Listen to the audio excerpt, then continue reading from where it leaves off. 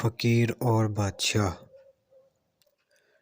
ایک مرتبہ کا ذکر ہے، ایک فقیر جہاں بھی کہیں جاتا بس یہی صدا لگاتا، تین باتیں سن لو، ہر بات کا معاوضہ 100 روپے دے دو۔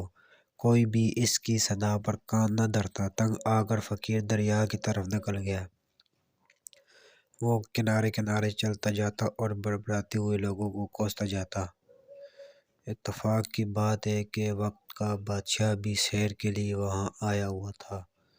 اس نے فقیر کو کوستے ہوئے سنا تو اسے بلا کر وجہ پوچھی۔ فقیر نے اپنا تعارف کرواتے ہوئے کہا، میں تھکا ہارا بد نصیب ہوں جس نے قیمتی سودا سستے داموں فروخت کرنے کی کوشش کی مگر کسی نے میری نہ سنی۔ بادشاہ بولا، فقیر اب کہو، میں تمہاری شرط منظور کرتا ہوں۔ فقیر خوشی خوشی تیار ہو گیا۔ اس کے بعد فقیر نے 3 باتیں سنائیں۔ نمبر 1، رات دا جگن بھلا، یعنی رات کو جاگنا مفید ہے۔ پہلی بات بتا کر فقیر نے بادشاہ سے اس کا معاوضہ 100 روپے کی شکل میں حاصل کر لیا۔ نمبر 2، آون والے دا ادر بھلا، یعنی آنے والے کی تکریم کرنے میں بھلائی ہے۔ دوسری بات سنا کر فقیر نے بادشاہ سے مزید 100 روپے لے لیے۔ نمبر 3، ضد البلا دے سر سو کھلا، یعنی ضدی کے سر میں جب تک 100 جوتے نہ لگے اس کی اصلاح نہیں ہوتی۔ یوں فقیر نے اپنی تیسری اور آخری بات کے عوض بھی 100 روپے لے لیے اور چلتا بنا۔ وزیر نے عرض کیا، بادشاہ سلامت، یہ تو عام سی باتیں تھیں، آپ نے خواہ مخواہ فقیر کو اتنی اہمیت دی۔ بادشاہ نے کہا، بات کو نہیں دیکھتے، بات کے انجام کو دیکھتے ہیں۔ اب تینوں باتوں کی حقیقت معلوم کرنے کے لیے بادشاہ بھیس بدل کر رات کو محل سے باہر نکل پڑا۔ اسے 2 عورتوں کی آواز سنائی دی، ایک ہنس رہی تھی اور ایک رو رہی تھی۔ بادشاہ نے باہر سے آواز دی، وہ بولی کون؟ بادشاہ نے کہا، پہرے دار۔ وہ کہنے لگی، جا چلا جا، میں ہنس رہی ہوں، میرا نام تدبیر ہے، اور جو رو رہی ہے اس کا نام تقدیر ہے۔ بادشاہ نے اندر جھانک کر دیکھا تو 2 خوبصورت عورتوں کے چہرے دکھائی دیے۔ دونوں نے کہا، اس ملک کے بادشاہ کو شاہی باغ کے پیپل کا سانپ ڈس لے گا جس کے باعث بادشاہ کی موت واقع ہوگی۔ بادشاہ وہاں سے رخصت ہو کر سیدھا اپنے محل میں جا پہنچا۔ اب وہ اس بات کی صداقت کو پرکھنا چاہتا تھا۔ اس نے شاہی خزانے سے صدقات و خیرات کی تقسیم شروع کر دی۔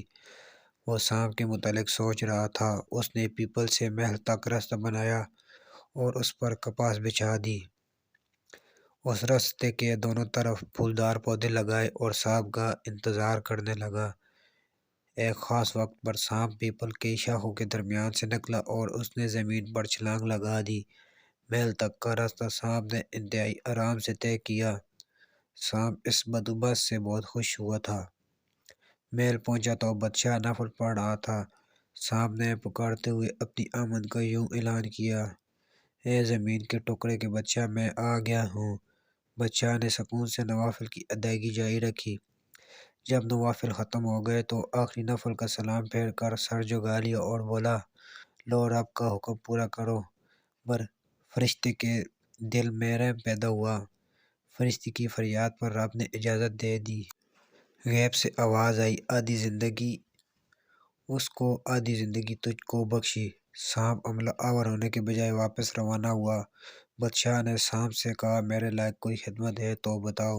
سانپ نے جواب دیا، خدمت وہی ہے جو غرض پوری ہونے سے پہلے کی جائے۔ بادشاہ کو رات کو جاگنے اور آنے والے کی قدر کا صلہ مل گیا۔ اب فقیر کی تیسری بات آزمانے کا وقت آن پہنچا۔ دوپہر کے وقت بادشاہ اپنی ملکہ کے ساتھ 7ویں منزل پر بیٹھا تھا۔ نیچے شہر دکھائی دے رہا تھا۔ یہ وہ زمانہ تھا جب جانور بھی انسانوں کی طرح بولتے تھے۔ ایک روٹھی ہوئی بھیڑ نے چھترے سے کہا، اگر تم اس وقت گھاس لے آؤ تو میں مان جاؤں گی۔ چھترے نے 3 چھلانگیں لگائیں لیکن کامیاب نہ ہوا۔ بھیڑ گھاس کے تقاضے پر مسلسل اڑی رہی۔ چھترے نے پہلے تو بہت منتیں کی کہ گھاس کو بھول جاؤ، جو باوجود کوشش کے حاصل نہیں ہو رہا۔ تنگ آ کر چھترے نے اپنی جلد کو جھاڑا اور پھر بھیڑ کو ایک زوردار ٹکر دے ماری۔ بس ٹکر کا لگنا تھا کہ بھیڑ نے درد سے نڈال ہو کر سر جھکا لیا اور ضد ترک کر دی۔ بادشاہ یہ منظر دیکھ کر ہنس پڑا۔ ملکہ نے ہنسنے کی وجہ پوچھی۔ بادشاہ نے صرف اس قدر جواب دیا، انسان بہتر کوٹھی دل بہتر کوٹھی۔ بادشاہ نے کہا کوئی بات نہیں، جانے دو۔ ملکہ نے کہا جھنجلا کر تاش کے پتے پھینک دی اور کہا اگر کوئی بات نہیں تو پھر جاؤ، نہیں کھیلتی میں تاش۔ ملکہ کی ہٹ درمی کو دیکھ کر بادشاہ طیش میں آ گیا۔ اس نے غصے کی حالت میں 100 مرتبہ جوتی ملکہ کے سر میں دے ماری۔ ملکہ بے ہوش ہو کر گر پڑی۔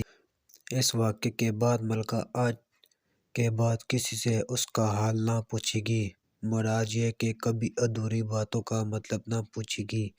اس طرح فقیر کی تیسری بات کی سچائی بھی بادشاہ پر آشکار ہو گئی۔ ویورز ویڈیو اچھی لگی ہے تو لائک کر دیں، چینل سبسکرائب کر دیں۔ ملتے ہیں نیکسٹ ویڈیو میں، اپنا بہت سارا خیال رکھیے گا۔ اللہ حافظ۔